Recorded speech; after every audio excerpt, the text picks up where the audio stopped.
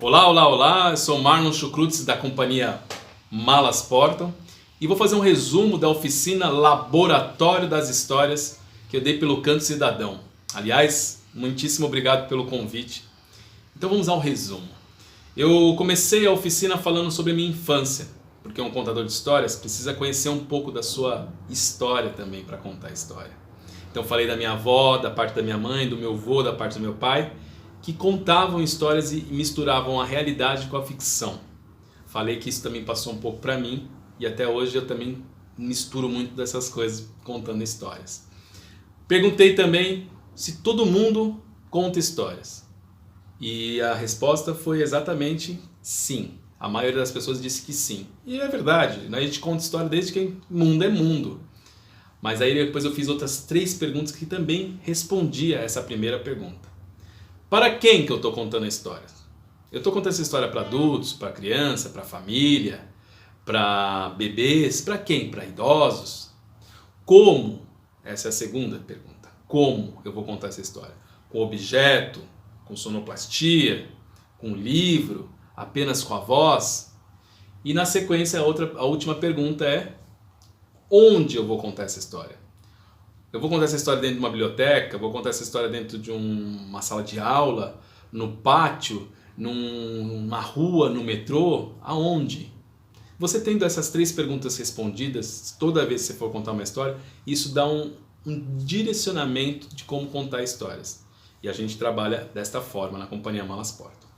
E aí também falamos dos tipos de formas de se contar histórias e principalmente falamos que esse curso não tem o intuito de ensinar a contar histórias, porque ninguém ensina a contar histórias, e sim passa técnicas, né? E é o que nós fizemos aqui, algumas técnicas de como se contar histórias. Então, a primeira história que eu falei foi Nasrudin, que eu contei apenas pelo verbo, pela palavra, e depois eu perguntei se eles tinham entendido, tinham visto toda a imagem do Nasrudin chegando com a maletinha, colocando em cima da mesa. Então nós começamos a falar sobre a potência da palavra, né? Sobre a possibilidade que ela nos traz de imaginação. Se eu perguntar para vocês, por exemplo, vocês dizer assim para vocês: não pense num elefante rosa. Todo mundo já pensou. Porque a imaginação ela está solta, ela é muito rápida, né? Então nós falamos sobre isso. Na sequência falamos sobre o som nas histórias. Então a Rita Ritovski, que é minha companheira de vida e minha companheira da Companhia Malas Portam, fez a sonoplastia enquanto eu contava a história pequenininha, e depois eu mostrei os instrumentos que ela usou, como esse aqui, né? Que ela usou como agogô, que também faz um som de sapo. Ela utilizou outros instrumentos e a gente foi mostrando instrumentos diferentes, como esse aqui, feito de um cano, uma bexiga, que sai um som bem interessante, ó. Um som de navio e um som de elefante. Vamos mostrando também instrumentos já um pouco mais rebuscado, como esse que a gente trouxe do México, né? Que ele faz um som de jaguar, de uma onça, né? Esse aqui um brinquedo que compramos na 25 de março, que dá para fazer uma sonoplastia também, uma formiguinha, por exemplo, né? Outro instrumento bem bacana que a gente mostrou foi esse aqui, berimbau de boca, que dá para fazer muitas coisas interessantes. Mostramos esse outro, que a gente trouxe da Colômbia, aliás, vou mostrar o outro também aqui. Esse aqui é o peu, que ele faz um som de peido, né, de pum. E esse aqui, que é o acharaca, que ele tem esse nome por causa de um pássaro chamado acharaca lá. Olha esse aqui que bacana, ó. O roi roi, que ele faz um som de porta se abrindo, né? E esse kazoo também, ó. Esse aqui foi comprado, mas também nós fizemos. Olha que interessante. E outros instrumentos que a gente foi mostrando, inclusive esse instrumento aqui, que é uma garrafa, a gente cortou no meio, mostrou como é que faz, né? Fez várias tirinhas. E aqui você pega aqui, ó. Dá pra fazer um som bem bacana, ó.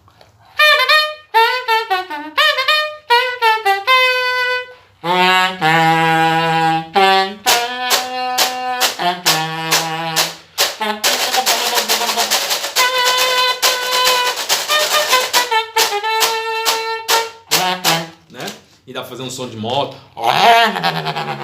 Vários instrumentos bacanas. E a gente foi falando também sobre a voz também como som nas histórias, né? Tem gente que gosta de contar a história com vozes. E a gente falou sobre o registro da voz. Então, onde que está a voz quando ela fica mais grave, né? Se ela, quando eu falo mais aqui, ela tá mais aqui, o registro. Quando ela fala mais agudinho, ela fica mais aqui em cima. Então, a gente pensar onde está o registro da voz para que a gente não perca essa voz no meio da história, né? E a gente falou também do perigo que é você usar uma sonoplastia numa história. Porque dependendo se você fizer alguma besteira na história, né? A gente, por exemplo, mostrou uma vez que a gente contou a história que a gente tinha que fazer um som aqui e esse som tinha que fazer exatamente quando viesse aqui um som de rasgar, né? Uma faca. Então ela... Faz pra mim, por favor, Ritalves. Aqui. Isso. Só que nesse dia a gente errou e fez o som aqui na hora que levantou e não aqui. Então... das frustrações, né, quando a gente está contando histórias, porque só a gente sabe o que a gente ensaiou, não o público. A gente falou um pouco sobre isso também. Falamos das histórias com o corpo, então nós fizemos exercício de contar a história com o próprio corpo. Também falamos dos objetos, né? Quando a gente conta a história com objeto, por exemplo, se a gente pega um objeto como esse fantoche, aqui vocês estão vendo que é um palhacinho, que ele tem um chapéu, né, do Nordeste. Então vocês estão vendo aqui, está materializado. Diferente quando você pega, por exemplo, um barbante e você dá a volta aqui, ó, por exemplo, e faz um avião. Esse avião, por mais que ele tenha um desenho do avião, mas ele não é um avião certo, materializado. Dá para fazer várias ideias, né? Vai dar a imaginação de cada um de como que é esse avião. Então, e outra coisa que a gente falou, que é muito importante, é que a história é sempre à frente de qualquer coisa. À frente da musicalização, à frente da sonoplastia, à frente dos objetos, de tudo que você for utilizar para se contar uma história, a história sempre tem que estar na frente. Tá? Mostramos também esses livros aqui.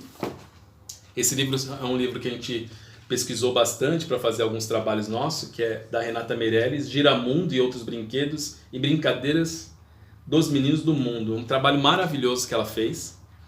Nos ribeirinhos, né, ela foi catalogando as brincadeiras. Temos esse do Brasil, né? Esse aqui foi Brincadeiras do Brasil. Aqui, Acordais, da Regina Machado, maravilhoso esse livro também. Esse livro tem várias coisas interessantes da descoberta como contador de história. Esse livro aqui é um livro da Companhia Malas Porto, 99 Brincadeiras Cantadas, porque foi outra coisa que a gente falou sobre as brincadeiras, como é importante intercalar, às vezes, numa história para outra, né, uma brincadeira. E esse livro aqui, ele tem uma coisa bem interessante, que você vai aqui no índice dele, tem um QR Code, você consegue escutar todas as melodias dessas brincadeiras cantadas de mão, de corda e de roda, né? Além disso, a gente mostrou também uns livros de histórias maravilhosas para ser contadas, como esse daqui, Contos da Rua Brocá. Falamos do Câmara Cascudo, nosso folclorista, né? Um grande folclorista que tivemos aqui no Brasil. Câmara Cascudo, Contos Tradicionais do Brasil. Falamos desse livro também, Contos Desenhados, que dá para contar as histórias e desenhando as histórias. Olha que interessante, né? Esse outro livro aqui, Os Grandes Contos Populares do Mundo. É um livro maravilhoso, que tem histórias de vários países, vale muito a pena ter esse livro. Armazém do Folclore, do Ricardo Azevedo, uma pessoa maravilhosa, Ricardo Azevedo, que vem catalogando histórias por aí também, né? Um folclorista maravilhoso, um escritor maravilhoso. E esse livro aqui, 52 histórias, Volta no Mundo, né? Que também tem história de vários autores do mundo todo. Além disso, nós mostramos também livros, né, projetos gráficos diferentes de livro. Então, esse, por exemplo, esse aqui, João e Maria, ele é um livro que é só contado com imagem, né? Ele não tem palavras. Então, você vai na narrativa dele aqui, ó, por exemplo, essa página aqui que é bem conhecida, essa história, ela é só, vai mostrando só a imagem. Também temos um livro imagem, só que esse aqui não tem uma narrativa, que é o Enganhos. Então, é um livro bem interessante, do Ilan Brema, né? e do Guilherme Karsten. Esse aqui a gente comprou na Argentina quando a gente foi contar a história lá. Então você pega aqui, ó, o que é isso aqui? Aí você revela depois e as pessoas acabam se enganando com a imagem, né? Temos esse livro aqui, que é bem interessante também, que é um livro brinquedo, né? Que possibilita você brincar com ele, né? Seu soninho, né? Esse outro aqui que é um pop-up, né? É um livro também bem interessante, que você vai abrindo e ele vai aparecendo, né? Olha que bacana. Os personagens vão aparecendo. Esse outro que a gente trouxe na Venezuela, quando a gente foi contar a história lá, que olha que bacana, ele é um livro sanfonado, ó. Vou aqui mais atrás aqui, ó. Olha que bacana. Um livro sanfonado. E ele tem a frente e atrás dele. Esse livro é fantástico. Então, a gente falou um pouco sobre essas coisas, projetos gráficos dos livros, né, diferentes. Esse aqui também é um livro nosso, o Amigo ET, né? E o Amigo ET, ele tem a possibilidade de você pegar os adesivos que está no começo do livro e interagir com o livro, né? Então, você pode colocar aqui. Então, tem essa coisa das possibilidades que trazem, né? Esse foi uma proposta da Unipalmares, a editora, junto com a gente.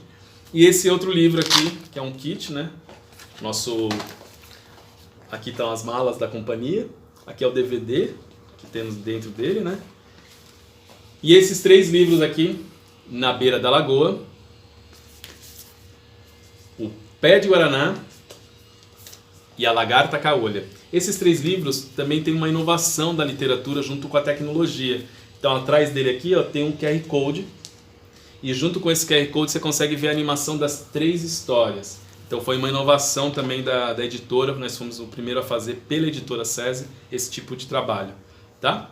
Então é isso. Foi uma oficina maravilhosa, de muita prática, né? Claro que foi adaptada porque ela é diferente quando está todo mundo ao vivo, né? Mas chegamos onde a gente podia chegar. Tá bom? Um grande beijo. Se vocês quiserem conhecer mais o trabalho da companhia Malasportam, é só entrar no site malasportam.com.br, que lá vocês vão ver bastante material nosso. E também entre no nosso canal do YouTube, Malasportam, e ali vocês vão ter brincadeiras, músicas, histórias e teatro. Tudo misturado, tá bom? Então, um beijo e muito obrigado a todos e a todas que puderam participar dessa oficina ou desse resumo dessa oficina. Tchau e até a próxima. Tchau!